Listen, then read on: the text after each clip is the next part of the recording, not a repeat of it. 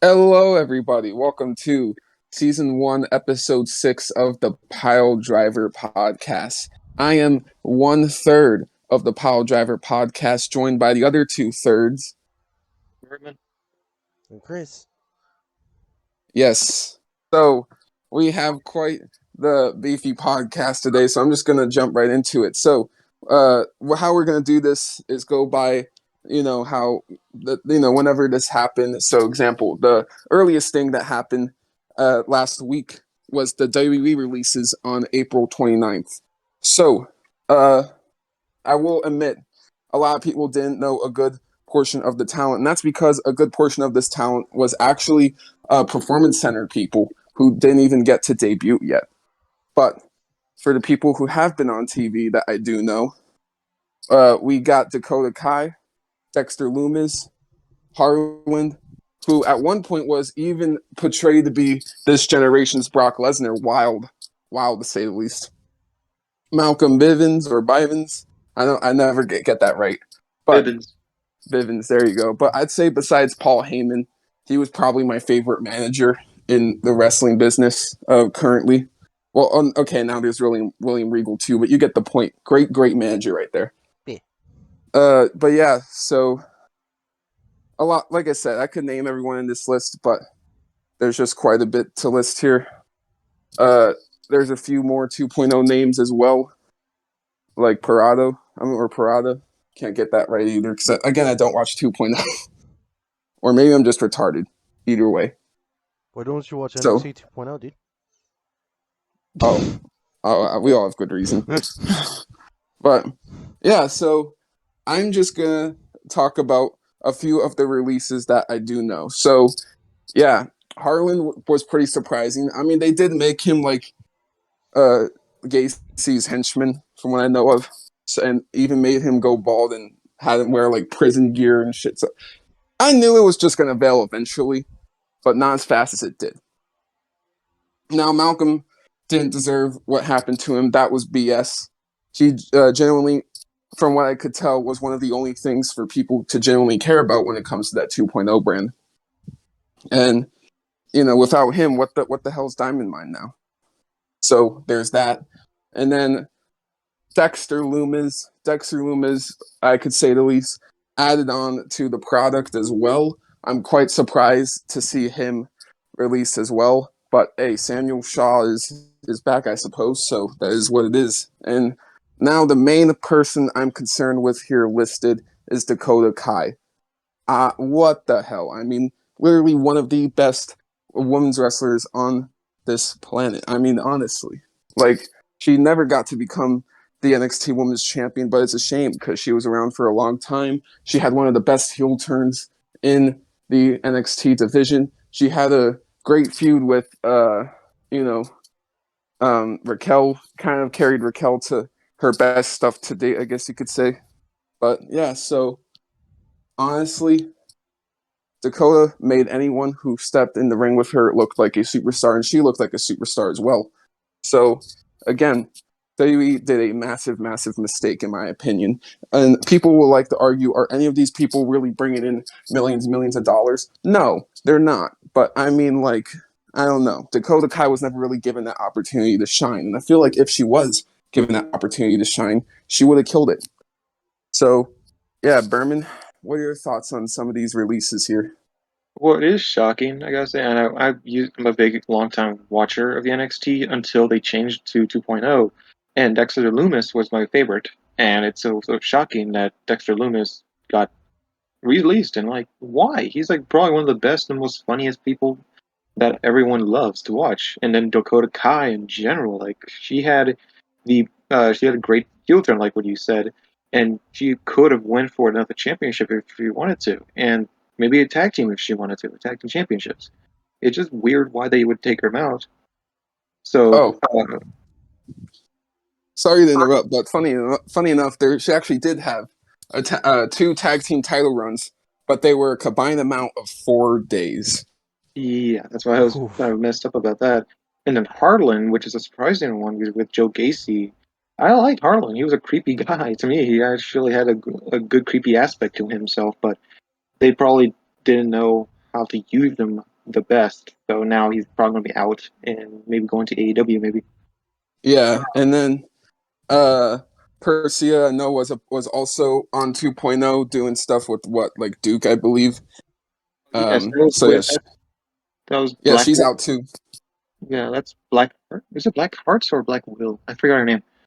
Who was married to Dexter. That was a tag team partner for a good while. Yeah, Indy Hartwell. There it is. She was tag team partner with that, and then she was dating Duke. Yeah, and now she's out. Crazy. So I will say this isn't the most surprising release list to date, but it just amazes me how they are willing to release everybody but Mustafa Ali, the guy who wants to get released. Because they won't let him go. Vince is like, "You're staying here, boy." But why? Like he's not even like being used for like anything good. He's like, "You're gonna be a jobber, and you're gonna like it." Sucks, man. He knows Mustafa could get into Marvel in AEW. Basically, Mustafa is one of the very few people alive in wrestling that can reach superstar momentum, and I think that's exactly why Vince is trying to keep him hostage. He knows that that dude can become bigger than WWE, and he fears that. But hey, another subject for another time. Mm-hmm. So, anyways, yeah, Berman, any last things you have to say about that? No, it's not surprising. It is kind of surprising with the four people that are more recognizable, and I agree. it's not under because of how bad NXT 2.0 is right now, and everyone more or less hates it. So that's why they're trying to cut back on people, but surprising cutbacks, I would say. Yep. So, yeah, Chris, anything from you? If anything, I'm hoping Malcolm Bivens comes to AEW. I'm not too familiar with his work, but I've seen the little promos here and there on Twitter, and I'm kind of hoping like maybe he could be like a manager for what's her name? I keep forgetting her name, and it's real bad because I'm actually a big fan of hers. Dude, Jade, there we go. I think who? Jade Cargill. Oh, dude, have her drop Mark and Yeah, oh dude, my they create that god. tension, and then you bring Dakota Kai into AEW with that manager, and dude, you got a whole different beef for a Yeah. whole year. Mark Sterling's a dweeb. Bring him in. Why not? He's perfect. Yeah. It could work. And yeah, Dakota Kai really bums me out. But yeah, you don't really know a lot of these other people too well, but I don't blame you because not many people really watch 2.0 these days. Missing on some good content. Nice. So yeah, and then Candice LeRae, Gargano's wife as well, this morning, her contract has expired and she never signed a new deal. So yeah, it looks like she's out as well as Gargano has been since December. So what now? I don't know. I think they're simply enjoying, their uh, quiet family life right now, as they should. They just had a kid, and for all that they've done for the NXT brand over the years, they deserve, a good break. Just like how Kenny's been getting a break as well, and Kenny deserves that break as well. So, yeah, whenever Candice and Johnny return to wrestling, whether it's WWE's main roster, whether it's AEW, wherever those two end up, I'll be supporting them. And that's really what I could say about that as well. So now we don't usually do full-blown reviews of AEW Rampage, but believe it or not, this week we were more excited for Rampage than we were for Dynamite. And yeah, simply put, it was better than Dynamite, but we're going to explain how. We begin the show with the men's Owen Hart Cup qualifier, Darby Allin versus Swerve Strickland. This was great. They gave enough to to where it met the expectations, but they didn't give too much away, just in case if they have another encounter in the future. And there were some cool things done. Unfortunately, though, Swerve did get distracted by Ricky Starks, and therefore lost thanks to what happened. And later on in the show, Darby was willing to let Swerve, get that rematch or, go out there for like 5 more minutes and wrestle. But Swerve was cool about it. He'll let it pass for now. And him and Darby are cool because his problems really are with Team Taz right now. So, yeah, like I said, I'm going to give this match an 8. Great match. Can't really say too much about it. So, Berman, what are your thoughts? Well, I gotta say, it's a great match. I always love Darby to watch, and Swerve is a great person too. And they had a great high flying type of match, really balls to the wall. And it sucks that what's it called, the Absolute Ricky Starks interfered in the match, but it was still a great match nonetheless. And I would probably give it the same rating, 8. And I think it'd be cool to see him more in the qualifiers. Sorry, in the quarterfinals. All right, fair enough. And what about you, Chris? Dude, I I loved every part of it. Darby and Swerve, I would love to see him fight again, but dude, some of the kicks that Swerve was like landing on Darby was just like absolutely brutal to the T. And the only thing that kind of ruined it for me was Ricky Starks, but I get it. Darby needs the push, but I would give it an 8 too. I really enjoyed this match for what it was. I'm glad Darby won. Swerve did his own thing, and then hopefully this Ricky Starks Swerve beef ends soon, and we can get back to an actual feud. No, he not Ricky though. Ooh, Just saying, dude. Mid Carter at best. damn, Ricky Stark shade over here. I do not approve of that, but that is what it is. Now, Sean Spears warns Wardlow about his opponent on Dynamite, calls him War Piggy over and over again, and I can't believe I'm saying it. MJF, quit the joke. It's not funny. It's kind of boring actually. War Piggy. Like it's actually more stupid the more and more you think about it. So, I'm sorry. But yeah, like this is Wardlow just needs to kick MJF's ass. Like, honestly. Let's just get this over.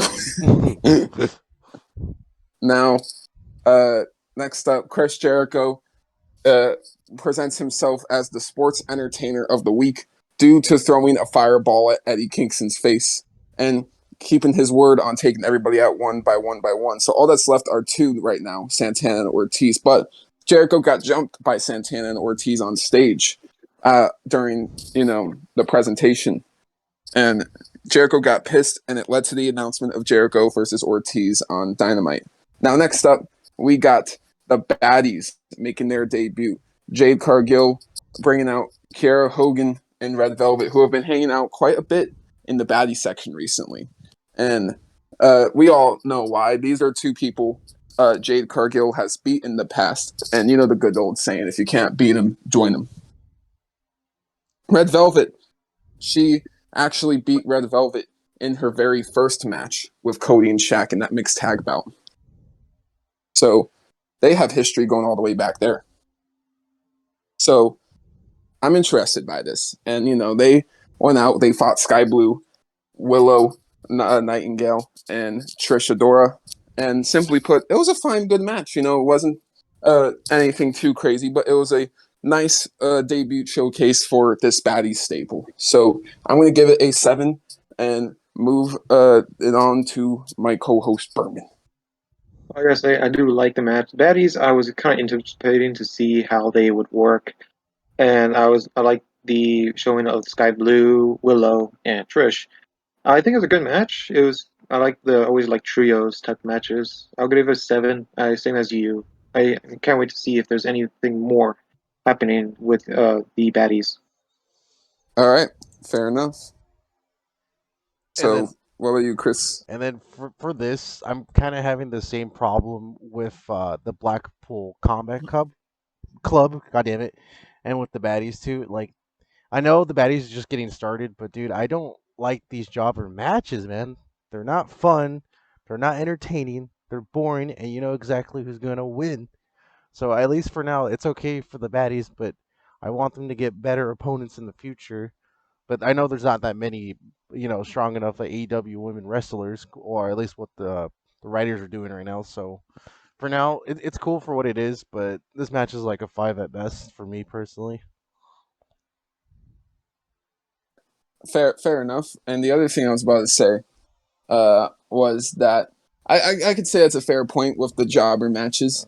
Like we are getting a lot of jobber matches nowadays. It feels like, and the thing I was about to say with Jade Cargill and the baddies is funny enough. This is the second staple for the women's division, I believe. The first is Britt Baker's, but that doesn't even really have like a staple name. So this is like the first real legit staple for the women's division. So I would not be surprised if they just really go the jobber route with this. And obviously, that's a lot of just simple, easy wins to add to the streak for Jade Cargill to rack her up in the hundreds eventually. Because I'm catching the memo that they're just gonna literally go all out Goldberg with Jade Cargill at this point. Just let her go like 200 wins plus before she loses. Because Goldberg literally went 193. I think they're literally going to have her beat the Goldberg record. That's just an early prediction. So, yeah. Next up, Keith Lee versus Colton Gunn. This was a fine, decent little match. Again, I can't really complain here. I'm trying to kind of be quick with this Rampage review because there's, like I said, we also are reviewing Dynamite, which was more recent. So simply put, Keith Lee beat the crap out of Colton Gunn. Good, 6.5. Even though it is the lowest rated match of the show, it wasn't necessarily a bad match. So, yeah, that is definitely a positive, to say the least, about this show. I liked the Keith Lee. Keith Lee, it was pretty good. I always love seeing how kind of squash most of the time. I always love seeing Keith Lee kind of slap someone right in the chest. It's kind of like a Big Show slap. And I always say the same thing That's with fair. you. So it's like 6.5. I always like him. All right. And for you, Chris? And I always enjoy Keith Lee's matches, but again, I'm having the same problem. Too many jobber matches, and it's okay. There are some moments like Berman mentioned, like Keith Lee goes ham, slapping the chops, and there was even some moments where I enjoyed it. But overall, giving it a 5 again. All right. Now, we got the Undisputed Elite and the Hardy Boys having back and forth promos to hype up Jeff Hardy versus Bobby Fish on Dynamite. Next up, we got Hookhausen? Yes, it looks like Hook and Danhausen were about to fight, but they didn't fight because Tony Nese, Mark Sterling interrupted, but basically Tony Nese got his ass whooped. And Danhausen, instead of wanting to fight Hook, he has officially started to admire Hook and want him to be his tag team partner. But Hook basically doesn't even say anything, but you get the memo here. He basically just walks by like, not a chance. And yeah, I think we are simply leading to Hook versus Danhausen at Double or Nothing. I said it quite a while back, and I'll say it again. I think this match is genuinely going to happen at Double or Nothing. And if it does, great. If it doesn't, it'll probably be on the Dynamite or Rampage before. But point being is, I think after this match, maybe we'll get that Hookhausen tag team. Maybe we won't. But I will say I'm interested in where this all goes, to say the least. And I can't quite tell where all this is going to go, to say the least. And that's something I do genuinely like. So, yeah. What are your guys' thoughts on Hookhausen?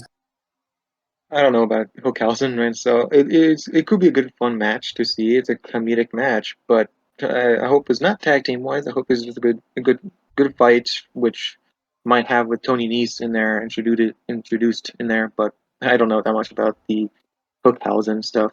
I just hope Yeah. they go on with it. They have a fight, then go on with their lives.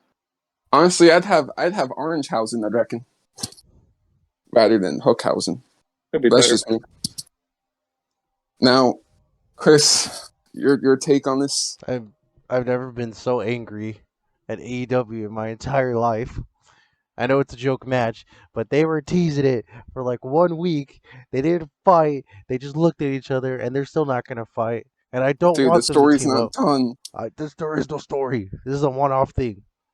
They didn't fight, and I don't want them to team up. I want Hook to beat the crap out of John Hausen.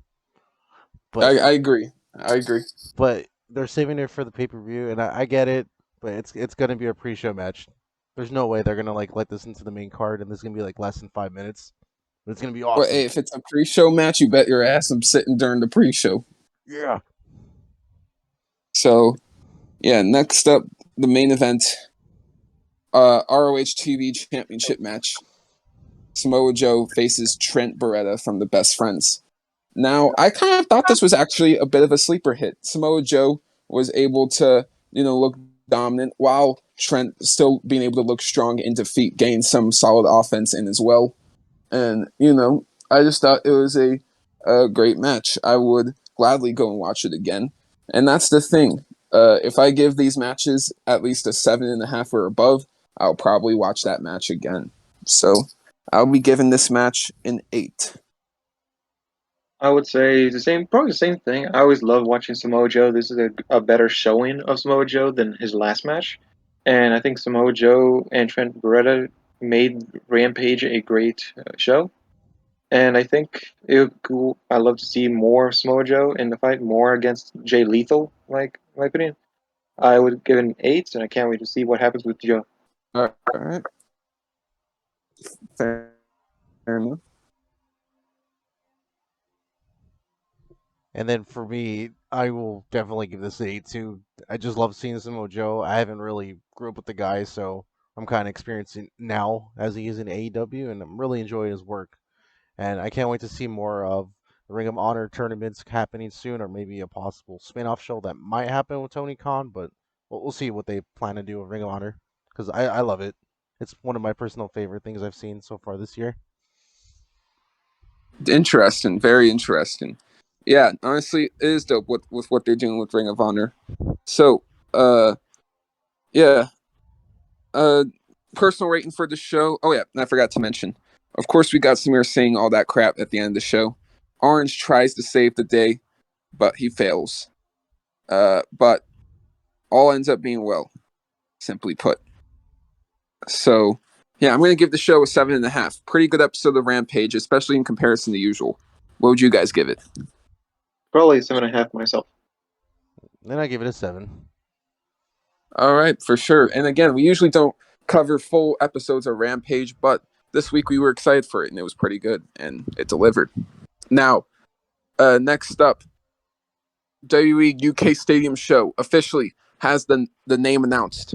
Some people don't like it. Some people do like it. Clash at the Castle. Personally, I don't have too big of a problem with the name, especially if 5 years ago we had a pay-per-view called Great Balls of Fire. So, it is what it is.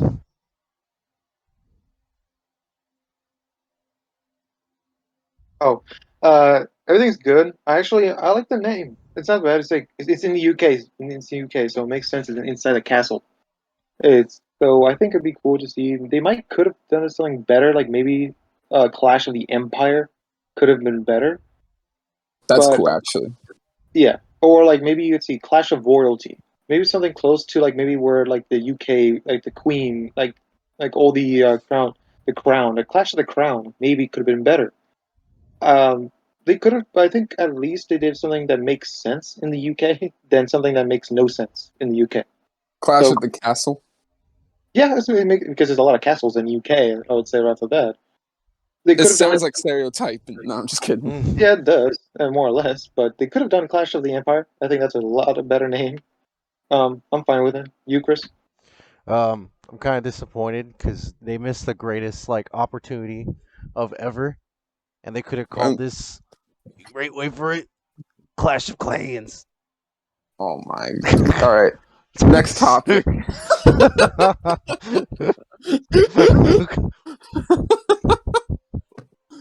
Oh my god. I had to do it. It's fair enough.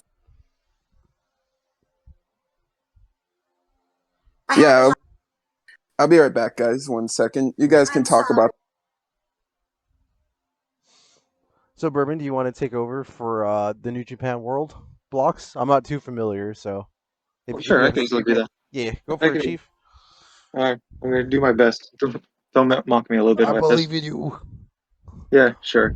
All right, so we're gonna talk about the New Japan best of the Super Juniors, and they just confirmed all the blocks that were happening in the most recent show at New Japan and Dotacon, and it was great. It looks great so far. The A block, and the A block is gonna be really interesting. It's gonna be with Tanahashi, Yo, Clark Connors, Hiromu, the Time Bomb, Yoshihashi Yabui. I can't even say these guys' names. Ace Austin, the Impact champion. Alex Zane, who is the redneck pirate. Francisco Akira. Ishimori, the new junior heavyweight champion. And Sho, which is so far great. I can't wait to see more of Hiromu because I love Hiromu. And for the B block, it's going to be Master Yo, the junior heavyweight tag champ. Robbie Eagle, which used to be the junior heavyweight tag champs. Titan Bushi, the former junior heavyweight champion. El Desperado. Doki, El Linman, which is going to be great to see. Wheeler Yuta from AEW and the ROH Pure Champion. And great experience to see Wheeler Yuta show his stuff in the New Japan Pro Wrestling. And then TJ Perkins or TJP. And it's going to be El Phantasmo, which is going to be interesting to see who's going to win this Super Junior. I'm going for either Hiromu or Ace Austin because he's the Impact, and I like Impact myself. Gotcha. I suppose I'm a little out of touch for this, but is gonna sound kind of dumb? Is this kind of like their WrestleMania for New Japan, or is it something different entirely? No, I would say Cruiserweight Championship. If you know Cruiserweight, the Cruiserweight tournament, Mm-hmm. that's pretty much what they're doing here, but they're doing it a little bit of bigger style. And the All thing right, is, yeah. for One of the hmm? I was about to say, sorry for interrupting. It's all right. One of the things I was going to say was when it comes to the cruiserweight is very much seen as a mid card championship. But the crazy thing about the junior heavyweight championship is that when it comes to New Japan, they kind of think more like the UFC, in terms of weight divisions. Okay, gotcha. And then what I was about to say is like, for New Japan, do they usually push like other brands more? Because with Ring of Honor, they're gonna let mostly the AEW guys win. So do they usually do this, Berman? Like, would they push like Yuta to win or something like that for some of these I don't matches? think they did the last year's winner is Hiromu, so they usually push AEW's, but they usually push a little bit of the outer brand just to show the world if they're how good they are in their own promotions. I would kind of say, and usually at the end of this tournament, it's whoever wins goes to get a championship match at Wrestle Kingdom. Oh, okay, cool. At least you're not too pushy, but that's cool. If I get a chance to watch this or find a way to watch it, I'll definitely check it out. Because the other guy I recognize is El Desperado. If I'm thinking that's the same dude from Ring of Honor, right?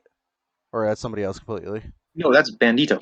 Oh, oof, never mind. But El Desperado is a really good character. I think you would like him a little bit better. But in my opinion, you should watch at least four different people. Hiromu, the winner of the 2008, 19, and 20 winner of this Super Junior Cup. Mm-hmm. Ace Austin, Ishimori, and El Desperado. And probably Wheeler Yuta. Those are the four people you should probably keep an eye on because these guys are probably going to give the house a show. No, I gotcha. And since meanwhile, until Daniel comes back in a hiatus, have you heard of the whole thing of Darius Martin out for 6 to 9 months because of that brutal car crash he had? Yeah, I heard about that. That actually kind of sucks because of that. The car crash happened, and now it always sucks because it's kind of weird too that he has been getting injured very oftenly, and it's just reckless. Like his brother's in AEW. You got to give some support to your brother in there. Now No, you can't. no, exactly. I guess they could push Dante more by himself, but it's not really right seeing the the circumstances, because I like Darius Martin. He's a cool dude, but like 6 to 9 months, it must have been pretty bad because this happened before, right, or something like that. Uh, yeah, it did happen before, and it does suck. But if you can think about it, maybe he could be a good TNT champion if you can maybe think about it a little bit. Because I think Dante had a lot of good singles for a good while. Okay, gotcha.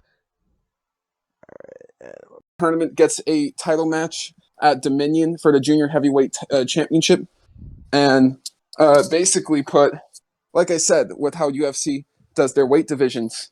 There's the junior heavyweight title, there's the never open weight title, there's the overall world heavyweight title. Basically, simply put, these titles are treated with a lot more respect than just your average cruiserweight mid-card title. That's the easiest way to put it. So, yeah, to simply have a whole tournament dedicated to that title that showcases, besides maybe like, I don't know, also the US and IC belts, which the IC belt doesn't exist anymore in New Japan, but back when it did, it was pretty prestigious. So basically put, yeah, this is a nice, fun yearly tournament. The G1 Climax sets up the challenger for the IWGP heavyweight title, which that is like a tournament for the Mania match, I guess you could say. And their Mania is called Wrestle Kingdom. Oh, okay. So that's like the most simple way of putting everything together. Who do I got winning? I got Hiromu Takahashi winning and becoming the first ever 4-time Best of the Super Juniors tournament winner. So, yeah, that's pretty easy for me to determine. So, now, Darius Martin with the car crash. It was very tragic what happened. Reported by Malachi Black, of course. And, yeah, I hope he gets better as soon as possible. And I hope he can just stop running into tragedy after tragedy. And who knows, though, maybe this will make for one hell of a comeback story someday when we look back on it. So, yeah, very dope. And, yes, Nash Carter, you guys were about to talk about, huh? Yeah. Yes. So, Berman, I'll let you start off with that one. So Nash Carter just got fired because of the sex allegations that happened to him, but he's still in WWE 2K22 as a DLC. What the hell? Yes. Real quick, sorry to correct you. It would actually be the domestic allegations. Domestic. Nothing sexual, thankfully. Better enough. But even if it's still bad. But yeah, it's still really bad. Still horrible. It's still horrible. Yeah. You should never abuse your partner or do any sexual harassment or anything like that. We don't condone any of that. But if you do, we will harass you. Oh. Yeah. But yeah, it is weird to see him in the game. Or as DLC, considering they went out of their way to like fire him and everything. But hey, I digress. Anything you have to say, Chris? I mean, I think it's pretty wild. I mean, was this before the allegations this DLC was like released, or was it like after? To be fair, I think they announced the DLC before. Oh, okay. So it's not really their fault. I mean, but I guess they could kind of scrap it, but they're not going to. They need the extra money. The extra money. What extra money can they get off of Nash Carter? No offense. $1. All right, good point. So, yeah, wild. Should he still be in the game, in your guys' opinion? No. I'll say one thing and one thing only. Is it proven whether he has, done what he did? I haven't done enough research, and honestly, so I don't want to. That's why I've avoided talking about Nash Carter's allegations as a whole, because it's just, I don't know. I feel like both sides of the story aren't fully established, and once everybody's side of the story is fully established, then I'll come to my conclusion. So, yeah. Now, one more thing to talk about. Not one more thing. A few little things to talk about. Roderick Strong has been denied his release. He reportedly asked for his release earlier this week, and he was declined. And why, we do not know. They released every other member of the Diamond Mine, but hey, I guess they're pulling a Mustafa Ali on him, which is kind of effed up, in my opinion. I mean, it's just kind of shitty, isn't it? I don't know. So, Berman, what do you think about that? It kind of sucks to me. I really was waiting for him to be in the AEW with everyone. Maybe McMahon just doesn't want to release him because he's too afraid of him joining forces with the AEW. That's another good hypothesis on that. Right. Like, AEW clearly has so much to offer for Roderick, and clearly they fired literally every person in his staple. Like, what's the point in keeping him? I just don't understand. It's probably just another big F you to Tony Khan. Is like, you're not going to get the full Undisputed Elite. You're Right, gonna have yeah. to wait a full year. Because fuck Type. you. Right, on some petty bull crap. Yeah. It's immature. But speaking now, Stu Grayson, he is silently being let go out of AEW. His contract is soon to expire, and he is not getting a new deal, it looks like. So, yeah, quite wild to say the least, huh? How the hell they're gonna take away Dark Order? That's their best tag team too. Like they don't tag team matches a lot, but like their finisher is like probably one of the best to see. Like they are getting rid of all the Dark Order. Well, let me see. So far, it's just Stu Grayson right now. Well, I thought But Alan Angels too. They're not Alan Angels.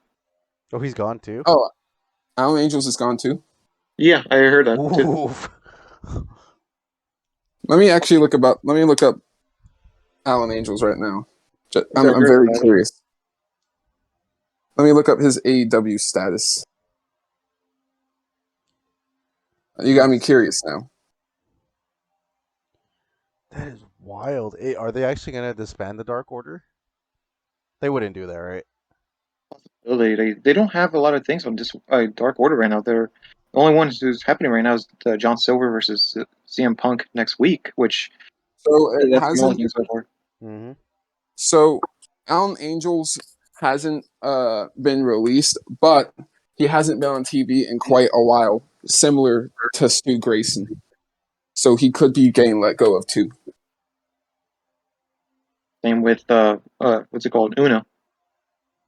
I don't think they're going to let go of Uno. I definitely think Uno is one of the more known members of the Dark Order. I'd say when you look at the Dark Order, Evil Uno is safe. Reynolds and Silver are safe, for sure. Bro, of course the kid Brody Lee Jr. is. Dude, he's not going to wrestle in a hot minute. He'll take his father's Yeah. legacy later on. What about number 10? Yeah, no. 10 should be safe. 10's featured here and there. He was even in one of the tournaments last year, I believe, which surprised me, but hey. God, number 10's so good. Dude. So, Cole Cabana's safe, I'd say, even though they haven't been doing quite a lot with him. I definitely don't think he's someone they would let go of. So, yeah, outside of all of that, though, yeah, it's interesting. It is indeed interesting. I do hope Stu Grayson well. I do think he was an enjoyable talent to watch, to say the least. But again, this is a hot take. Stu Grayson was very good, but he wasn't one of those premier guys people turned AEW on for. So I can kind of understand why, he might have not been re-signed. And the Dark Order in general has genuinely been losing steam ever since Brody died. I mean, sure, you can't really do anything about that, unfortunately, but it is what it is. Circumstances just happen due to natural events. So that's honestly what I could say about it. Now,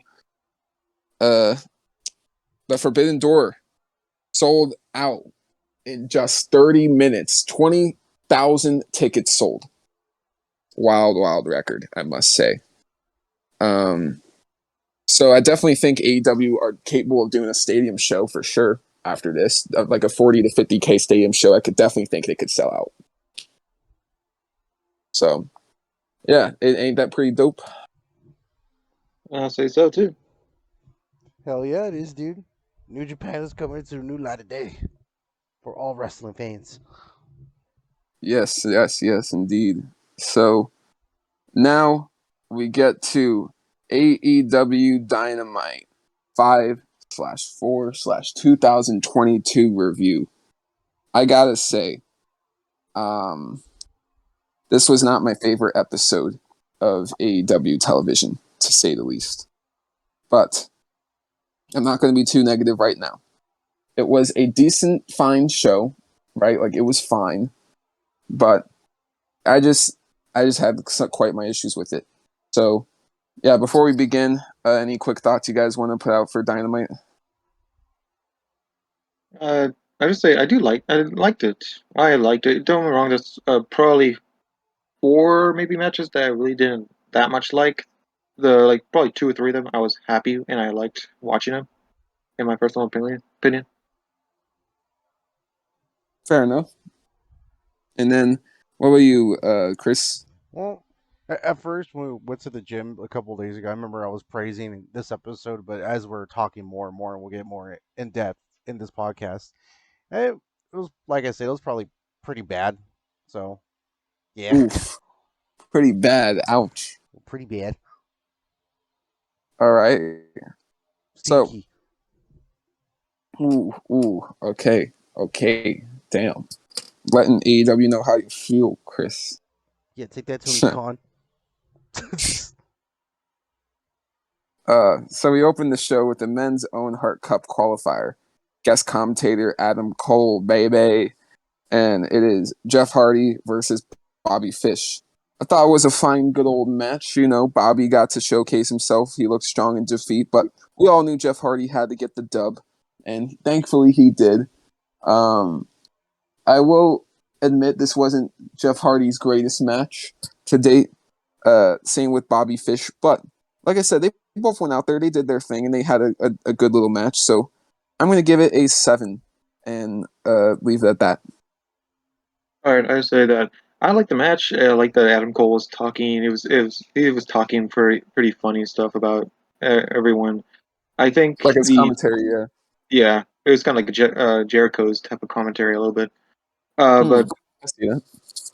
I like the Jeff Hardy. I always love watching him like doing his like type of high flying, risk taking moves. That's Bobby Fish with his technical style.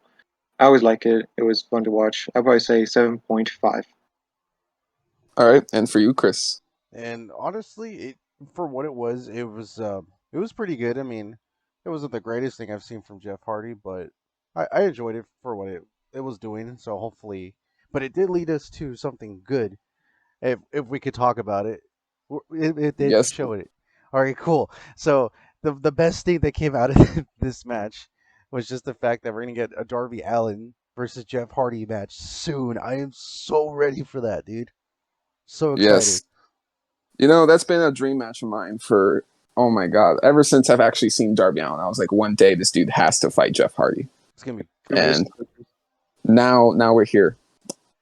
Dude, just if you think about like the AEW fans from 2019, and I was an AEW fan since 2019, so I can go along with this sentiment. CM Punk versus MJF, Kenny Omega versus Bryan Danielson. Now this, what the hell? Just what the hell? Like, it doesn't feel real. And now another big match that they teased: Young Bucks versus the Hardy Boys. Yeah, I think this match has to happen. It sounds fire. It looks fire. This match actually did happen over 5 years ago in a ladder match, and it was great. But I think now they can do work that is even better. So, yeah.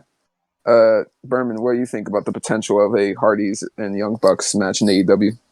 Well, it's a great time of styles, like the new age of the old age, and like one of the best tag teams of the old age and one of the best tag teams of the new age. It's great to see comparison, and I can't wait to see the match. It's probably gonna be one of the best tag team matches of all time. All right, fair enough. And then, what do you have to say, Chris? What's there to say, man? This is gonna be the greatest thing that's ever gonna be witnessed, dude. And you know who has to win, right, Daniel? Right, Berman? No, You know who the has Hardy to Boys. win this? No, they don't need to win this. Come on, guys. Where's the Young Buck fans at? It can't just be me. I want them to super It's kick. just you. I want them to scooper kick them back to WWE retirement. I hope someone super kicks you in the audience. I'll just block it with another super kick. Oh man. No, but for real, I'm really excited. It's gonna happen on Double or Nothing. And if they don't do it, it's a really missed opportunity. But they're gonna do it. Yeah, I think so. They don't really have anything else planned for the Young Bucks right now. No. And plus, think about it, they always have a big match on pay-per-view. They never can go a pay-per-view without the Young Bucks. Which, is that my sentiment? No, but it's AEW sentiment. At least it's not like Chris Jericho, dude. He doesn't do anything. No, that's not true. The Jericho Appreciation Society has been pretty fun, but we'll talk about that later. Okay. So next up, we got a small little clip from the Twitter video of William Regal telling the AEW fans what separates a regular wrestler from a member of the Blackpool Combat Club. And, she showed some of the intense training, he's putting Yuta through in the montage right before they have their trios match against the Blade, the Butcher, and Angelico. And I gotta say, I love Regal on commentary. Regal in general is a saint, right? But there's one thing I have to say here, and this is going to go very well with how I feel about the match as well. I love seeing the Blackpool Combat Club face competitors such as the Blade, the Butcher, and Angelico. Like, it wasn't exactly like that, but it was simply put, like, he tried to really sell Blade, Butcher, and Angelico as like tough competitors for these three, but no one at home believes that these three are possibly going to beat Moxley, Bryan, and Yuta. Like, I appreciate and respect what the thought was there, but it just when he said that line, it just kind of took me out of the match. Like, I was like, oh, I can't take this seriously. And I'll go as far as to say I don't even think the match should have gone to a commercial break. I think this definitely should have been a little quicker. And maybe that's me shading Blade, Butcher, and Angelico a little bit, but I don't know. When you present these guys in the roles that you do, you expect that this match should be a bit quicker than it is. And simply put, I didn't have a problem with the Blackpool Combat Club in a bunch of these trios matches before, but now it is starting to hit its wear and tear where it's like, okay, now I want these guys in an actual feud, especially with the Forbidden Door in less than 2 months. I definitely want to see these guys in a more important feud. So, yeah, it was fine for what it was. I wasn't offended by the match, but I wasn't really pleased with it either. At the same time, I was like, this is fine. So I'm going to give it a 5 and pass it over to Berman. All right. I like the match. It was not that bad. It was fairly long. That should take a little bit quicker. And I do like Blade, Butcher, and Helico. And it was not that bad. And I love the William Regal commentary. It was always funny to see him coming around and say, "Man with the mask, how you doing?" It's like always funny to sound how he sounds. And I always enjoy Regal commentary. yeah. It was not that bad. It was probably a 5, but and I'm gonna go to what Chris has said about some like the baddies and stuff. It is still jobbers. They need to get a bigger, better tag team, better trios that they need to be a better rivalry with. No more jobbers, because they're one of the biggest one of the biggest trios tag teams in AEW right now, and they need better competition. Yeah, honestly, I agree. I completely agree. Yeah, Regal's always fun on commentary, but again, it does just get like a little repetitive seeing these kind of matches. Like, I want to see Yuta fighting some one-on-one action. I want to see Moxley fighting some one-on-one action. I want to see Bryan fighting some one-on-one action. So, like, yeah, Chris, understandably so. I didn't really care too much, but now it is starting to hit its wear and tear, especially when we're only a few weeks away from Double or Nothing. Exactly, and I do have a suggestion. If they do it, I would love them to go against the House of Black. That'd be. I think House of so Black good. are doing. I think they're fighting Death Triangle. I think that's what they're doing. Oh, Maybe whoever's after them will be fighting against BCC. Personally, I would love if we could have just sent Adam, O'Reilly, and Bobby to those three, but it's too late for that right now, I feel like. True. But, yeah, so what do you think, Chris? Yeah, like I said, it was fine for what it was, but I'm not feeling these matches, man. If I'm being honest, every time I see these matches, I usually just skip to commercials or I just go do something else because I'm just like, I get it. You guys are cool. Like I know you need to build up Yuta, but Yuta's not a joke at this point. Yuta's fucking awesome, so give him an extra challenge or let him do solo Yeah. things. Well, he is now, but you know what I mean. For these kind of matches, just like Daniel Bryan, John Moxley, they're really gonna lose to the Butcher and the Blade. Like, come on. Yeah, exactly. That was my thought the entire time. Bathroom match. So, yeah. You even got a rating for it or not? 4. 4. Okay, that honestly it's appropriate.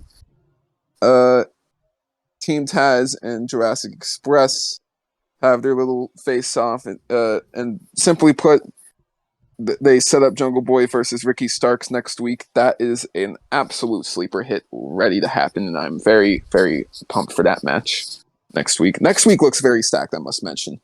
You got Darby versus Jeff. You got that match. And we got even more matches confirmed for next week, too. It's a great show. It's a great show. So, yeah. It looks like, though, they might be having Hobbs and Starks try to go after the tag belts, which honestly I don't have a problem with.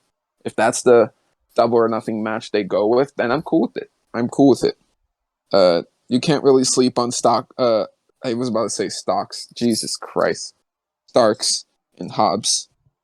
You can't really sleep on those two whatsoever. So, yeah. I'm down for this feud to go down. And what do you think, Berman? I think I'm okay with it. I always like watching Starks and Hobbs. I think they're a good tag team. I always love watching him defending his title and against the Lucha Express. Nice. The Jungle Express. I think it's great. I think it'll be cool to see how they compare to them. It probably could be a good matchup between those two. One heavy hitter, one agile, like a good combination between those two. Right, yeah. I can't wait to see if they will do it. Maybe probably do it at Double or Nothing. Yeah. And the only issue I do have about it is it seemed like they were teasing FTR going after the AEW belts. And have they just like kind of dropped that now? I don't know. We'll have to wait and see. So what do you think, Chris? I mean, it's gonna be cool. Like you said, it's gonna be a sleeper hit, but I'm excited for it, and hopefully they didn't drop the whole idea of FTR because like you said, they're getting kind of pushed underneath the bus. I'm not sure why. Maybe because they're saving it for Double or Nothing, or maybe they'll do something in these upcoming weeks. I'm really hoping we get that match. Like, imagine FTR versus, Jungle Express for the tag team belts. That's definitely a main eventer. And if they take the belts, I'll be okay with it because they deserve it. They need it. Jungle Express. No, I'm just kidding with y'all. Jurassic Express. Oh, mistake. That was me. No, I know. I was just messing with you. But no, so I do hope they aren't dropping FTR and Jurassic, but at the same time, I'm not too mad about this match either. So true. Now, Swerve and Keith Lee simply have a little backstage interview and just tell it like it is. They're going to get their revenge at Team Taz for everything that has happened. before they can go after those tag belts. Maybe that's the truth. Maybe it won't. This is a good suggestion, actually.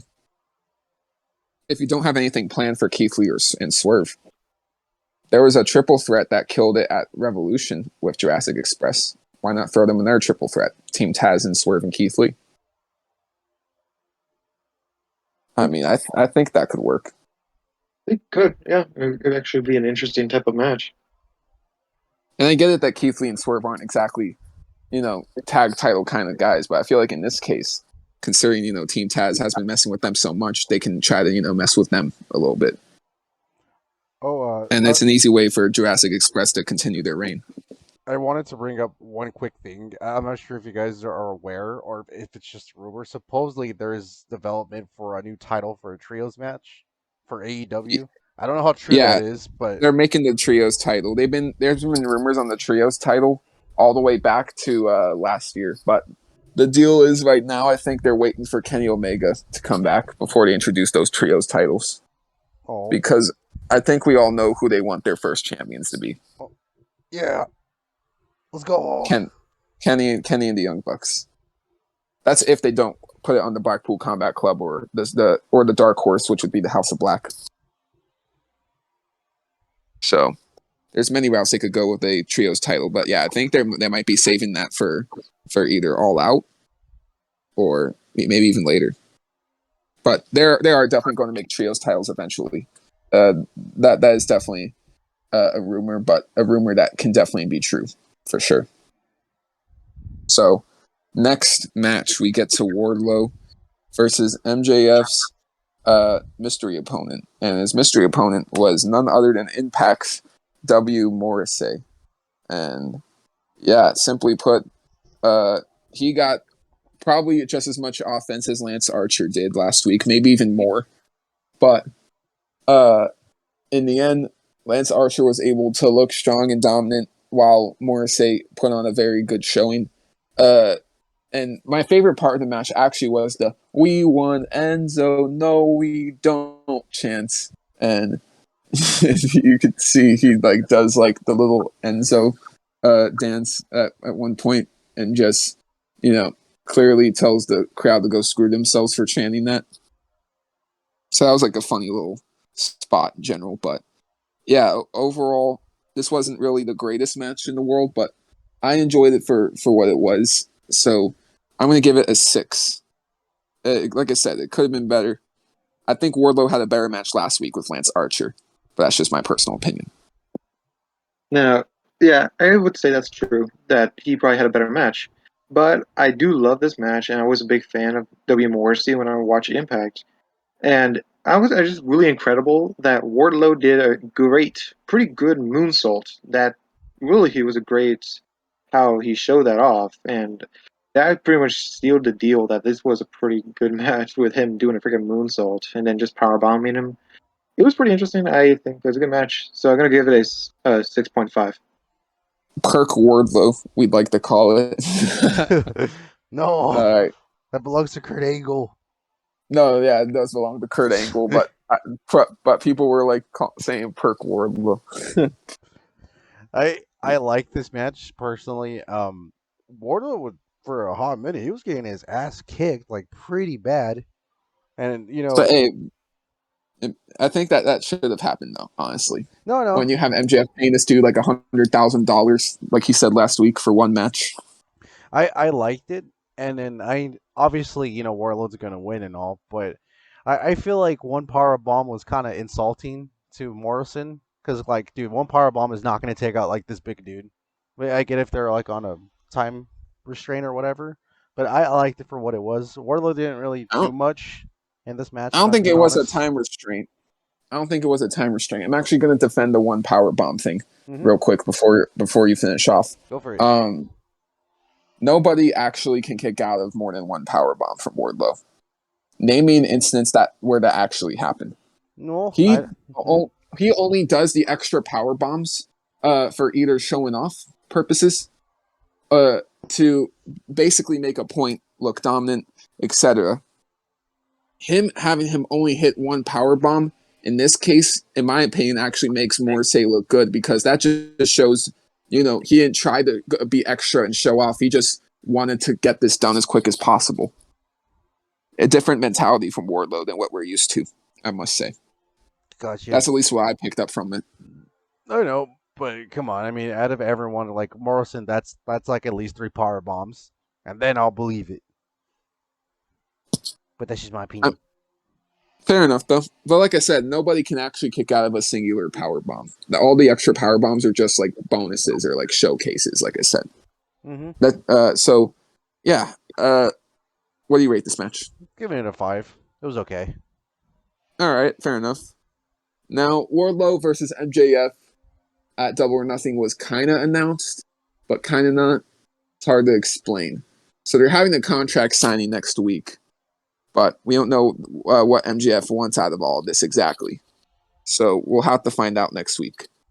So yeah, now we have another segment with some of the Women's Own Heart Cup competitors like Ruby Soho, Toni Storm, Britt Baker, and Jamie Hayter. And actually, those 4 are going to have a tag team match on Rampage today. And yes, we are recording before Rampage, by the way, for all the viewers watching.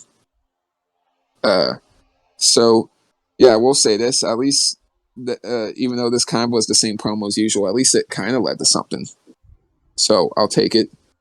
I definitely think Storm and Baker are going to be the finals in this tournament. I really don't see any other finalist match being possible. Unless if we get Toni Storm versus Athena, where Athena's the Joker. But that's if they even have a Joker. So, yeah. Next up, this seems to be one of the big talking points for the show. AEW champion Adam Page's promo. And simply put, he talked about how he wants to shake CM Punk's hand, put on a competitive title match, and all that good stuff. But deep down, he doesn't. He wants to destroy CM Punk. And he wants to keep his AEW championship. So, I wouldn't say this was entirely a heel turn, but we are starting to see that side, that darker side of Adam Page. So, yeah, I thought this was a very, very good promo. He definitely had my attention. And, Adam Page did his thing. I definitely noticed throughout his title reign, he has become more and more aggressive every title defense. So, whenever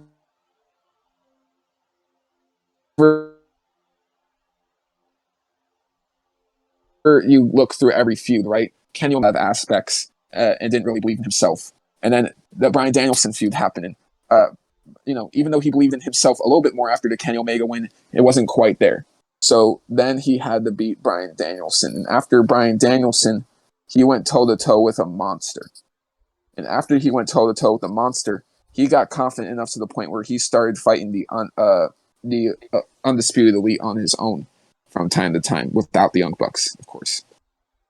So basically put, the story has been that Adam Page has been more and more confident within himself every single title defense, and he cares more and more about keeping that title every single time. And for Revolution, for example, when he may have accidentally started a brawl between the Dark Order and members of the Elite, but I'm going to tell you the truth. I think that was intentional. I always thought that was intentional. And even when he apologized to the Dark Order, it didn't seem like the most sincere apology. So I definitely think this isn't something that was done on the fly. I definitely think they've had this planned out for Adam Page's character arc. So, yeah. Berman, what do you think about this promo here? I think it was interesting. Like, you finally see him kind of break loose from his face and become this cowboy badass, I would say, where he just becomes bad. He becomes wanting to determining to destroy CM Punk or anyone who gets in his way of his title. And it's interesting. I think it was interesting to see him turn into a bad guy, I would say.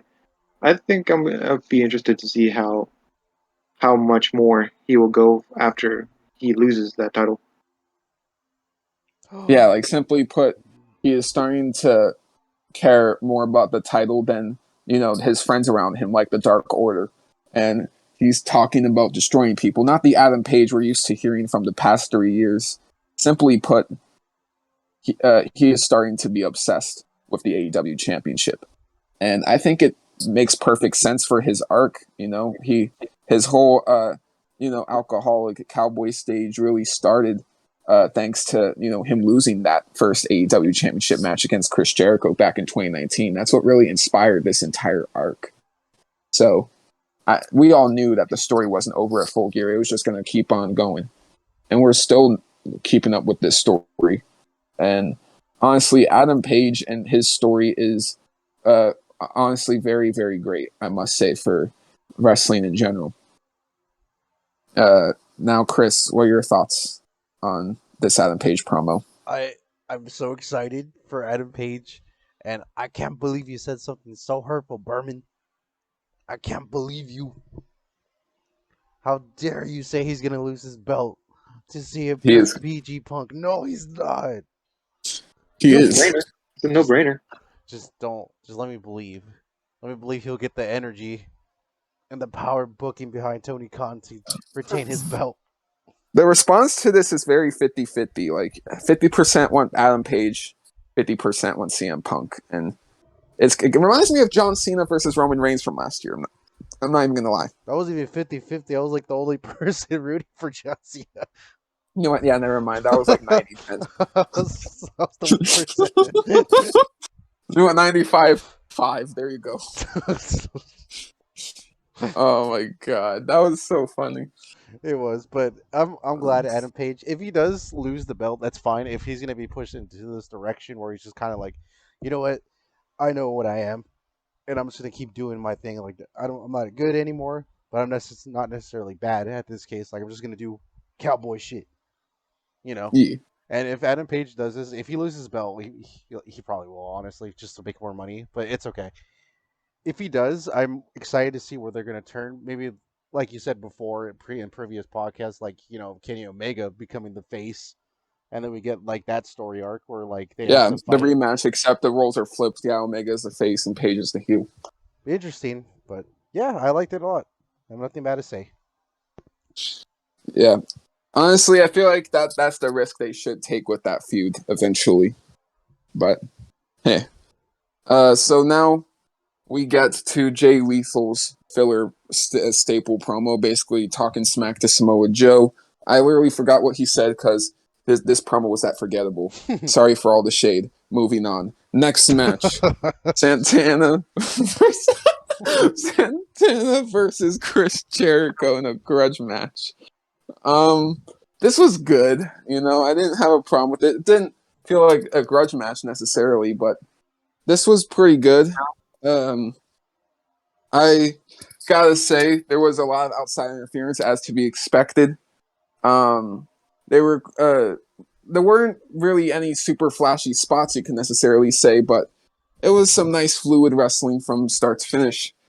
And overall, I did really, really get into the last 5 minutes of the match, especially. But Jericho, of course, he won, and I thought the match was good again. I'll give it a 7. The only thing I thought that was underwhelming was the beatdown afterwards. Considering last week you threw a fireball at Eddie Kingston's face, and this week you just kick and stomp a bunch of times on, Santana Ortiz. It just feels very underwhelming. It just makes me think, how do you go from that to that?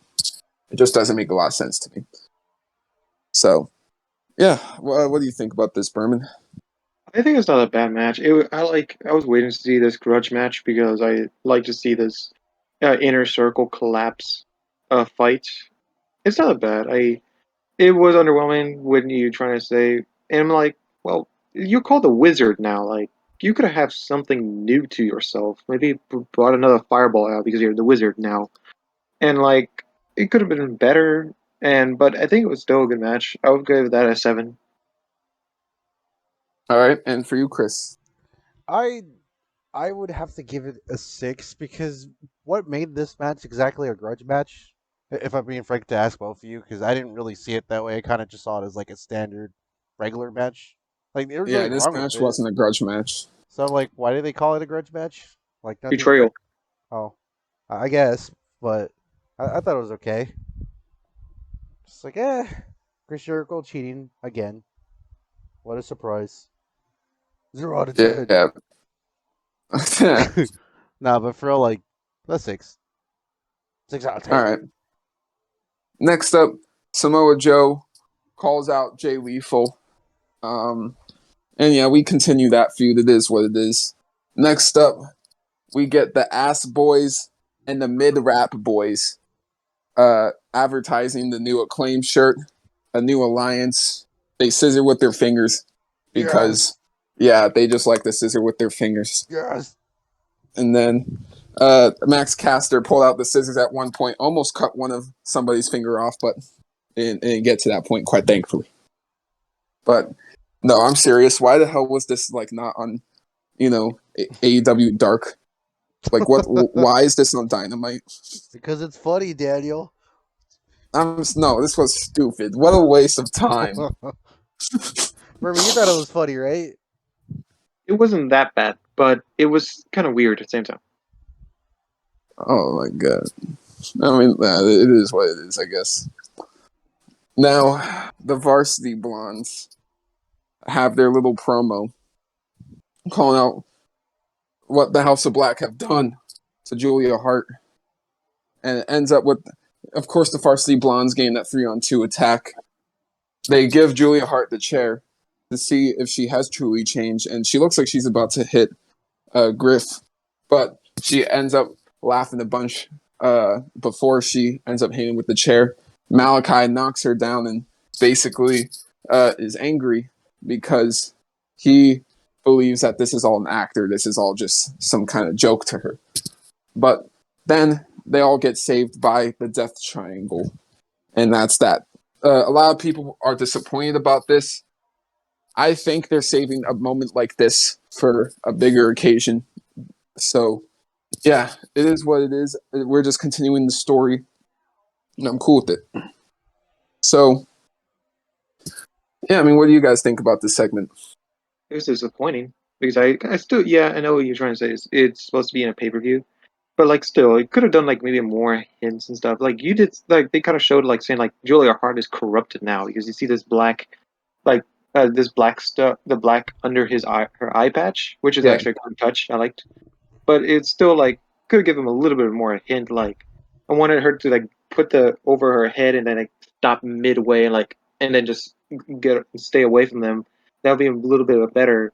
It was kind of disappointing, but it was not that bad of an idea. I like that the Death Triangle saved him at least. Yeah, true. Can I just say for a second, why are we still on the story? Who cares? Well, we know why. We know why. They're bringing in Julia Hart. But it's just why we've been. How long has this feud going on for like months already, and they still haven't like done anything until like recently, and they barely did anything. Like hit her with the chair. Do it. Yeah, you know what? Yeah, I get you. It does. We are playing the long haul with this one, but hey, if what we get with House of Black is really good, then I'm cool with it, and that's why I'm remaining patient on this one rather than hating immediately. So, yeah, it is what it is, honestly. Now, match of the night, I think all three of us are going to be able to agree on. Men's Own Heart Cup match, or qualifier match. Dante Martin versus the returning Rey Fenix. This was Rey Fenix's first match since injury. And yeah, he wrestled like he never got injured. And Dante Martin killed it as usual. They both had quite some interesting counters to each other's, normal moves and whatnot. So yeah, I thought this was a great match. And no one even used a finisher here to win, which was honestly, which is pretty rare these days. So that is kind of dope. Not true. So, what do you mean? That actually is his finisher. Phoenix's finisher. That was actually Rey Phoenix's finisher in Lucha Underground. That Phoenix driver. Oh, okay. So technically, yes, it was a finisher win. Because I was about to say, I thought it wasn't, but yeah. Wait, was that like his first time winning with that move in AEW though? Yes. Okay, so yeah, so yeah, it was something else. Maybe he's brought back his Lucha Underground finisher then, and I I always liked it. But yeah, you know what? Still, fire ass match. It was refreshing that he didn't have to revert to like the 450 or the Blackfire Driver in quite a while. You know, that's a better way of playing it. So yeah, I'm gonna give this match an 8.5 out of 10. Before I say the same thing, I actually love the match. It was great counters. These two high flyers just it killed it. Phoenix with just didn't care about the injury. He just went completely in this match with all these type of Spanish flies. This like belly to belly Spanish fly they did on top rope. That was really good. The it's called Spanish fly that they just stand up. They just stand it up, and then it was really great. And then brought back their old Phoenix driver from Lucha Underground. Was interesting that they did. He did change it up a little bit. It's kind of looks like a Michinoku driver. Usually it's like a pile driver. Okay. Interesting. So yeah, what do you have to rate this match? 8.5. 8.5. Interesting. Yeah, I like how you called out the Spanish flies and whatnot because they did a lot of interesting variations of the Spanish fly and other kind of moves in general throughout this match. So, what do you have to say about this, Chris? I will definitely say a 9. I enjoyed it for what it is. Just seeing Dante Martin doing his thing and then Ray Phoenix. They both. I know it sounds kind of corny, but you ever see like Goku and like Vegeta like fighting like the high speed techniques and all, like just going at it since they're both Yeah. like even. Like I know as weepy as that say, but I really liked the match. It was cool. So I hope we see more of them soon enough. And whoever Ray Phoenix's next opponent, I hope they bring it all, just like Dante Martin did. So his next opponent, it's actually confirmed in the bracket, and now we are going to talk about that bracket. So I am opening up the bracket as we speak, and yeah, so 2 of the tournament matches will be happening next week on Dynamite, as you guys know. The first one, of course, being Jeff Hardy versus Dante Martin. That's going to be, I mean, not Dante Martin, Jeff Hardy versus Darby Allin. There you go. I said Dante Martin. Good Lord. But yeah, you guys get the point. And then the other one that will be next week is going to be Adam Cole versus Dax Harwood. So obviously, the winner of those. Wait, let me see. Oh, okay. Yeah, this just does not want to load. Jesus.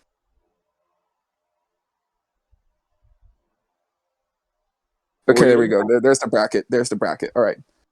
So yeah, on the right side, which is going to be next week, Jeff Hardy versus Darby Allin and Adam Cole versus Dax Harwood. The winner of both matches will face each other in the semifinals. My prediction is Jeff Hardy and Adam Cole wins, and that's our semifinal match. Do you guys agree? I would say Jeff Hardy and actually Dax myself. Okay, interesting. What do you say, Chris? Jeff Hardy and Dax, honestly, yeah, that could work. I mean, I'm hoping Dax makes it that far, but I would between the two, like maybe like I would want to push maybe Dax over Jeff if I'm being honest. I think he's more deserving than Jeff Hardy. I mean, he's just there because he's cool and all, but Dax is like really doing his thing. He's a classic guy, so I want him to see him be pushed more mainstream than besides the tag team stuff. All right, so, but yeah, do you see Dax getting through Adam Cole before he goes to Jeff Hardy? Ah, no, I probably not. I don't know. So, Damn yeah, it. like I love Dax Harwood, but his opponent's Adam Cole here. It's just hard. He's fought against CM Punk. That's a pretty good capable. He did fight against CM Punk in a pretty good effort, but he still did lose. So I will say this. Yeah, I think Hardy versus Cole's where we go. And then on the other side of the bracket, which is probably going to be the following week of Dynamite, we got Ray Phoenix versus Kyle O'Reilly. And Samoa Joe versus the 8th and final man in this tournament, which is the Joker. And the Joker could be many different possibilities. But I came to only one big conclusion that it could be. Cesaro.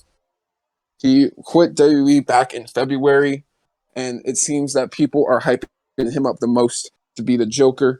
And knowing how AEW has worked in the past, they usually deliver to the people what they want. I think they're going to give the people what they want, and that is Cesaro making his AEW debut against Samoa Joe. Oh, that sounds amazing. Will Cesaro So, win it if he does end up showing up? it could also be Bray Wyatt, or now known as Wyndham. But I think right now, since he just got engaged and everything, I don't really see him coming into AEW at this very moment. Same with Gargano, him and his wife also just had a kid. So I don't really see them coming into AEW at this moment either. It could be Miro returning. It could be. But I'm going to be honest. The Joker theme usually is a debut and not a return. So I don't think it would quite go well with the theme.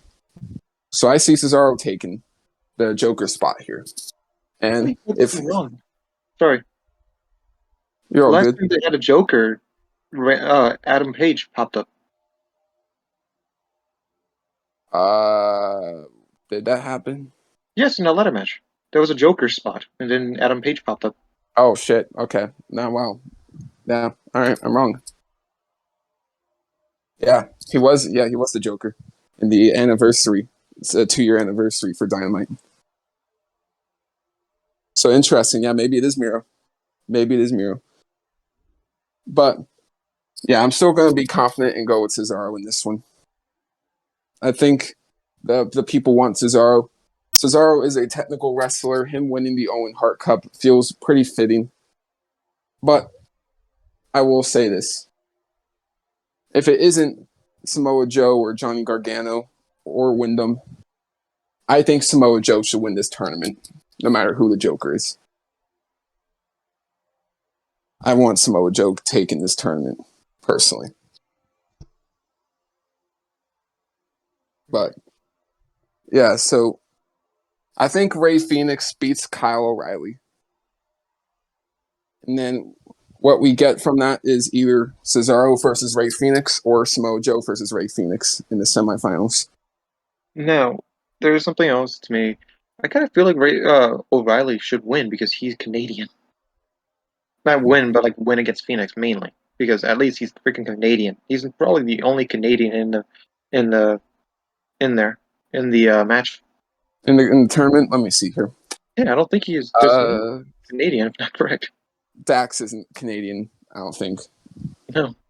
Yeah, so yeah, Kyle's the only Canadian. Yeah, so it kind of would make sense. He would kind of maybe at least go fight against Samoa. All right, and then he loses to Samoa in the semifinals. Yeah, because there ain't no way he's beating Samoa. But yeah, honestly, then we get to the finals. I think the finals, if we do Hardys versus Young Bucks, Jeff Hardy probably has to, get cost the tournament thanks to the Young Bucks. So I think Adam Cole versus Samoa Joe is our very likely final match that we see at Double or Nothing. I think that's the best way to analyze the bracket here. Now, yeah, so next up, Darby Allin awaits his dream match against Jeff. He's pumped. There's nothing else to easily say. Now, this next thing, I'm going to let Chris actually speak on this first, because I know he has quite a bit to say about it. That Serena D promo. Oh boy. This promo was so bad. Thunder Rosa needs to work on her mic skills, and so does Serena Deeb, because I did not buy this for a moment. This promo was complete cringe, and it was so bad. I felt like I was watching a middle school play of how these people were like talking. I was like, you know what? I'm the best woman wrestler in the world. I was like, no, you're not. Like, they're great wrestlers. Don't get me wrong, but like, dude, like the whole time I was just like, oh my god, it's so bad. They're just like, I don't know who's like training them, but like, dude, work on that stuff because those promos are terrible. At least between these two. It's so bad. Bad. All right, Berman. Yeah, I'll probably agree with Chris. It was pretty freaking bad. I love these two wrestlers, and I think they will make a good match. But Jesus Christ, the mic skills are bad. They'll be on the worst mic skills right now. Jesus, they need to get trained. Now, I have to be quite honest, right? Thunder Rosa isn't quite bad with her promos. I just think she wasn't set up very well in this situation. And then the other thing I have to say is with Serena Deeb, it's that. All right. She's a very, very good wrestler. One of the best AEW has to offer. But ever since she turned heel, her promo skills have been very off. And it wasn't that she necessarily said anything terrible or wrong in this promo. It's the fact that her delivery was incredibly awkward, and it just set the whole promo, the tone of the promo, completely off. And that's the easiest way I could put that, quite honestly. I did not really like the promo either. Hopefully we don't get a promo like that again in the future. But hey, as long as Serena Deeb can work on, that aspect of herself when it comes to cutting promos, and that's the confidence, I think she could definitely improve in that whole aspect for sure. Now, next up, another huge match advertised for next week. John Silver, CM Punk. Oh my God, I am so excited for this match. I don't even care if the result is obvious. It's freaking CM Punk versus John Silver. That's exciting. Now, John Silver cuts an interesting promo, and these are his exact words. CM Punk, you want to dance with the meat man? Yeah. Very, very interesting promo here from John Silver. Funny promo, I will admit, but weird at the same time. So, yeah, I'm pretty pumped for that match. Now, what do you guys think about Punk versus Silver next week? I can't wait. I remember watching Darby Allin versus John Silver. That was a effing great match, and this match is going to be a great match too with CM Punk. I always love watching John Silver. Yeah, John Silver also had a great match with Orange Cassidy, but they're back during the pandemic, and honestly, he's had quite a few great matches. John Silver is for me, besides Brody Lee, is the overall highlight of this group. And so Chris, you excited for Punk and Silver next week? Hell yeah. The Meat Man is gonna turn CM Punk into a sandwich. No. Jesus Christ. PG Punk about to become a PG sandwich at McDonald's. Oh hell no. Oh no, that was bad. That was a stupid joke. That was bad. But no, for real, it's gonna be fun. I mean, obviously, CM Punk's gonna win it, but for what it is, I'm hoping it's good, fun entertainment. And besides, MJF supported Johnny Silver, so yeah. All right, now he got his blessing. True, very true.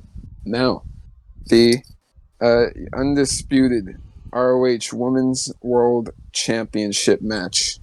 The interim champion Mercedes versus the overall champion, or the original champion, Diona. And basically, this is my first time seeing Diona wrestle. I thought she had a nice little showcase here. But regardless of that little showcase, it did feel like these two were genuinely going through the motions in this match. And usually I do put out the whole criticism like, oh, wrestlers can do what they need to with their time, but I generally feel like this match wasn't really given enough time, and it felt kind of like it ended abruptly with that Dragon Sleeper as well.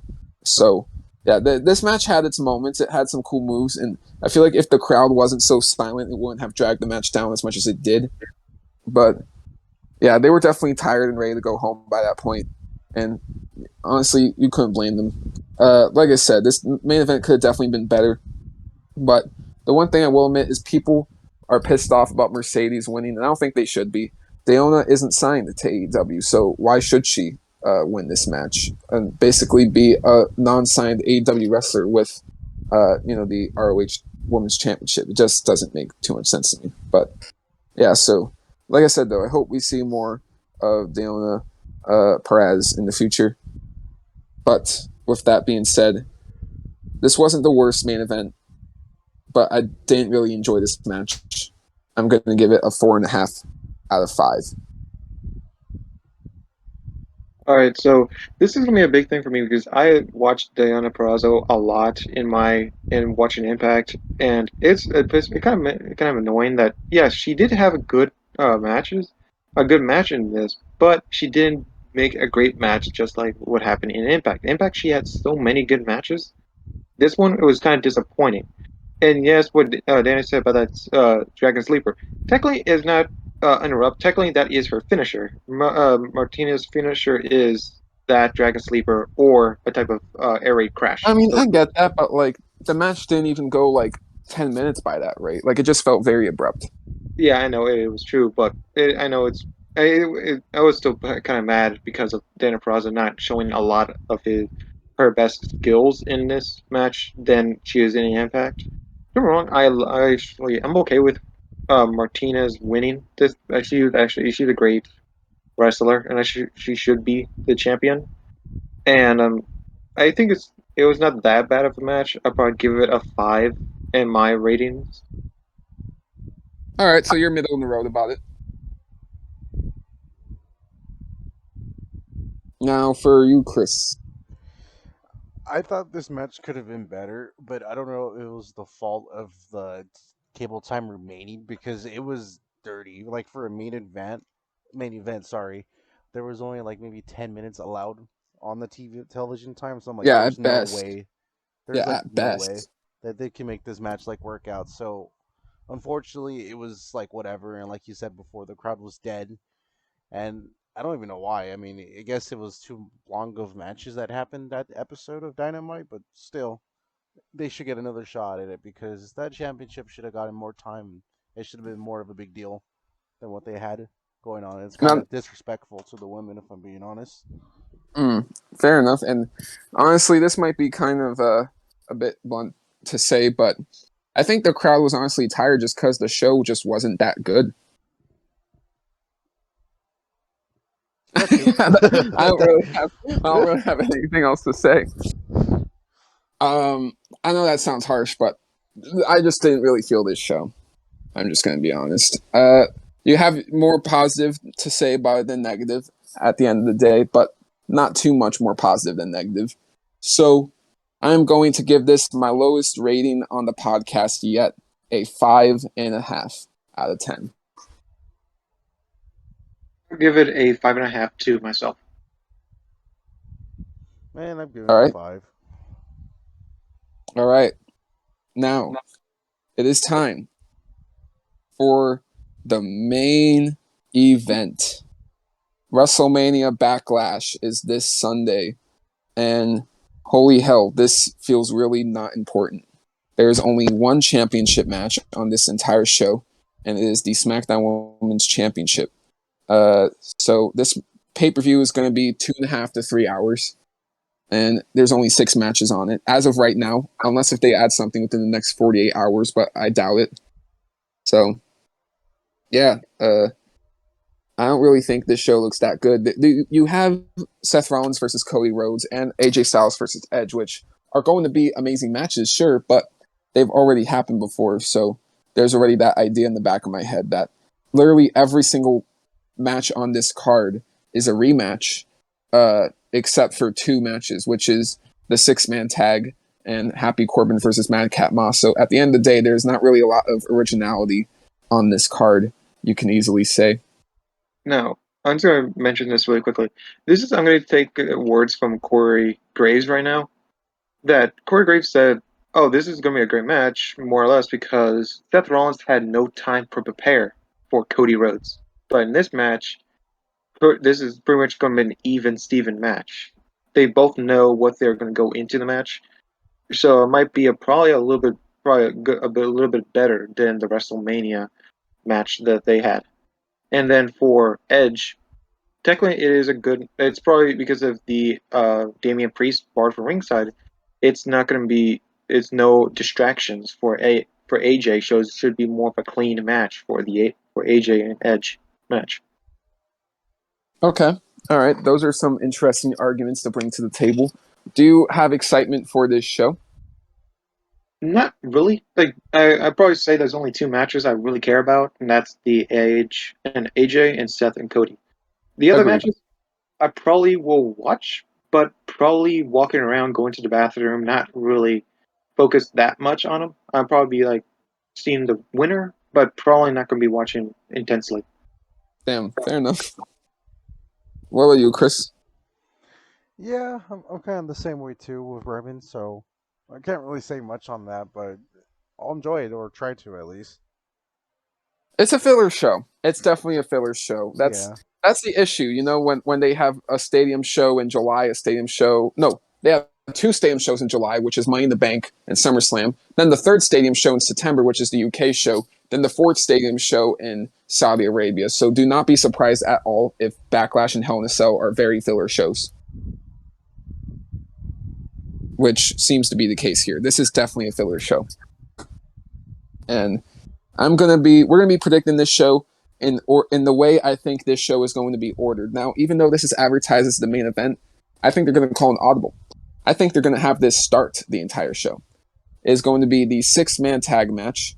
No championships on the line. It is not winner take all. Maybe it will be, but we don't know yet. So, Drew McIntyre and the Raw Tag Team Champions, RK Bro, versus the Bloodline, which features the undisputed WWE Universal Champion, Roman Reigns, and the SmackDown Tag Team Champions, the Usos. So I'm going to make my predictions first right here. I think this match will go a solid 15 to 20 minutes. It will be a nice, fun, competitive 6-man tag. We'll get some cool little spots, you know. But this is definitely, like I said, a filler 6-man tag. I don't think you have the Bloodline lose here. I mean, you could have one of the Usos easily get pinned, but I just don't see that happening very much, especially if we are going to, you know, maybe put the belts on the Usos later. I don't know if they're entirely canceling that plan. Maybe they are going to continue separate titles in the brand split and all that, but it just feels very weird how they have a 3-week build to the RK Bro versus Usos match just for it to get kind of changed up, you know, without any titles on the line. So I'm going to make this prediction very, very quick. I have the Bloodline winning, and Roman Reigns, due to the fact that he has future matches planned with Drew McIntyre and Randy Orton, I think the person who will be eating that pinfall is Matt Riddle. So, or maybe he doesn't get a pinfall. Maybe he loses to the guillotine choke. But either way, I think Roman will be taking that dub for his team, and he'll continue his reign of dominance on pay-per-view. So, what do you got here, Berman? I'm probably gonna say the exact same thing. It's not pretty quick for me. It's probably gonna be the Bloodline, and I would probably agree with Roman winning by against Riddle, probably by the spear, and it could be for the titles. It's kind of unpredictable right now, but I probably doubt they're gonna be doing like all for the gold. It's probably so. I'm probably just gonna do Bloodline with Roman pin Riddle. I would say that's probably. I'd probably say with. And if the Bloodline versus Drew and RK Bro do have all the belts in the line, that's definitely main eventing. And my prediction would still be the exact same thing. It would be the Bloodline winning in the winner take all. So, what do you got here, Chris? Probably it's gonna be the Usos. I mean, I'm looking forward. This is probably like the only match that I'm actually looking forward to. Oh, actually, no, that's not true. It's probably 3 matches out of the 5 I'm definitely gonna be looking forward to, but the rest of it is just filler. But if I were to guess, the Blind Iron are gonna win. Obviously, Riddle's gonna take the pin, and then we'll see what they go from there. Because I don't even think Vince McMahon or the writers know what the hell they're doing at this point. Since of this unification of the titles, they're just like, we can't have 2 titles unification since we have so many less wrestlers than we did previously. So Right. yeah. And the other thing that's just pissing me off right now about Roman Reigns is ever since he's unified the title, right? They teased the Nakamura match. Then they're teasing, the Orton match. Then they're teasing the McIntyre match. It's like, what the fuck are you guys doing? So I don't know.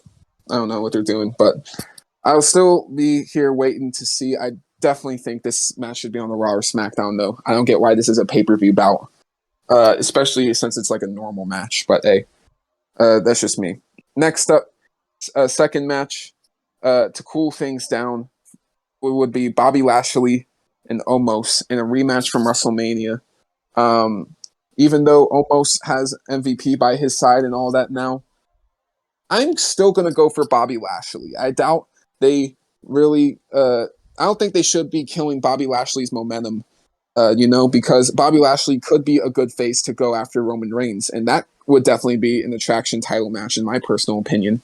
Roman versus Lashley. But yeah. So that's an easy prediction. I don't think this match should go longer than 8 to 10 minutes, for the love of God, if this goes beyond 10 minutes. But yeah, Bobby Lashley to win. Of course, say the same thing. Bobby Lashley to win. I always love Bobby. Bobby's one of my favorites on Raw, more or less. I hope that they don't do any cheeky stuff. Maybe like MVP distracting him, maybe hitting with a cane. I hope they don't do anything. I just hope that Bobby Lashley wins it by that spear or the hurt lock. Yeah, like, don't have him lose to Omos and make this a feud. Just have Lashley win and get this done. So the same thing applies for me. Just give it to Bobby Lashley. We can do a better feud with him besides Omos or whatever, however you say his name. Just make this match less than 10 minutes, if I'm being honest, because the last match we saw in WrestleMania between these two wasn't that good to begin with. It was not. And it gave Bobby Lashley a concussion, so let's give him someone else to do. Yeah, so now this next match is AJ Styles versus Edge. Another rematch from WrestleMania, except Damian Priest is banned from ringside. And the reason why, because AJ got a disqualification win over him on Monday, where the stipulation was if Damian Priest lost, he would have been banned from ringside, and by technicality, he did. So, on Raw, Edge and Damian were beating down AJ like usual, but the one to save AJ was Finn Balor. And, they did the little Bullet Club 2 Sweet pose and whatnot. Simply put, AJ and Finn are on pretty good terms right now, and it seems like they are both, allies against Edge and Damian. But this is what I was going to get to. Is that really what's going to happen? Or is that just what everyone thinks is going to happen? So, here's what I mean by that. I have 2 people in my mind who are going to help Edge beat AJ again. Yes, that is my prediction. Edge is going to beat AJ again. And it will not be clean again. But instead of Damian Priest, you have Finn Balor turn his back on AJ and simply join Edge and Damian. That's option 1. Option 2, a man who just recently turned heel, Tommaso Ciampa. So, those are your 2 options. Finn Balor, Tommaso Ciampa. No matter which one helps, Edge is winning this match. And eventually we will get that third match where AJ finally beats Edge.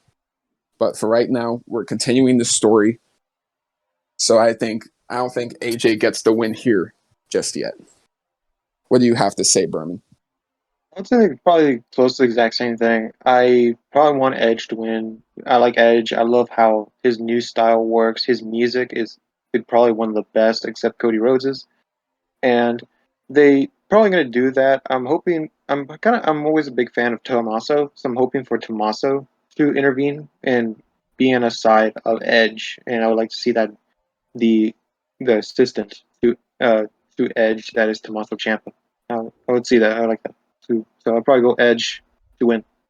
Yep, and then the staple we'd be looking at would be Edge, Damian Priest, Tommaso Ciampa, and probably at some point Rhea Ripley as well. Question for you: what's the name? Would you give it a name? For the staple? Yeah. WWE have actually confirmed the name for the staple is Judgment Day. Pretty good name. All right. That's pretty good. So, yeah. Funny enough, Judgment Day was the name of one of their older pay-per-views back in the Ruthless Aggression era. If you guys don't remember. Yeah, it's a nice throwback.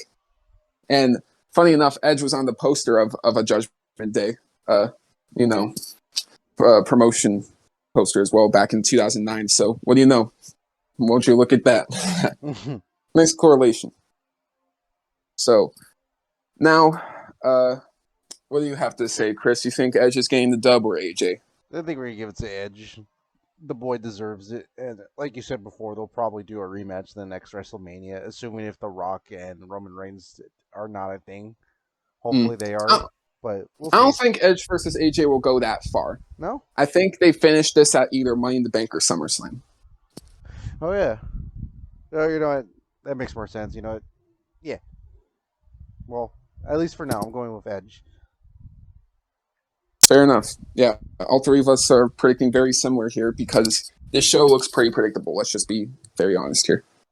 Now, the next match, the most hyped up match for the show for most people, Seth Rollins versus Cody Rhodes. Now, a lot of people have been arguing about this match. Here's my take. Seth Rollins cannot win. Seth Rollins cannot beat Cody Rhodes.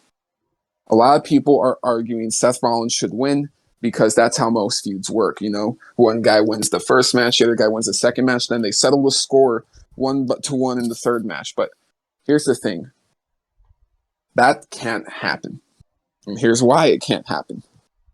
If you have Cody Rhodes, by any circumstance, no matter who it is, take a loss to anyone that isn't Roman Reigns, he is no longer, in my eyes, a challenger or a proper challenge to Roman Reigns. Think about what they've done for Drew McIntyre, to keep him strong. Randy Orton, they've kept him protected. You know, they protect these people for a reason, and that's to eventually have them go for a world title match or the world title itself. And you got to do the same thing with Cody. You cannot, I repeat, you cannot have Seth Rollins win this match here. It will be a big, big mistake if you do. Cody is my prediction, not because I want him to win, but because he has to win. Now, yeah, I would probably say the exact same thing. Cody, I think he should win. It's probably inevitable that it should be the winner. And I would say this probably should be one of the matches of the night and probably better than the WrestleMania match. And I can't wait to see this match. This is probably the most hyped and probably the only one I'll probably watch very, very closely. And then The Edge is probably second. And I probably can't wait to see this one. And I'll probably go Cody, obviously. Okay. Fair enough. And for you, Chris? It has to be Cody, man. There's no question about it. If he's going to be the next big thing, like you said, he only has to lose to... I don't want to disrespect Seth Rollins here because he is a top guy, but like the bigger dudes with the titles and whatnot. So yeah, like Seth Rollins is definitely a top guy, but you gotta keep Cody protected.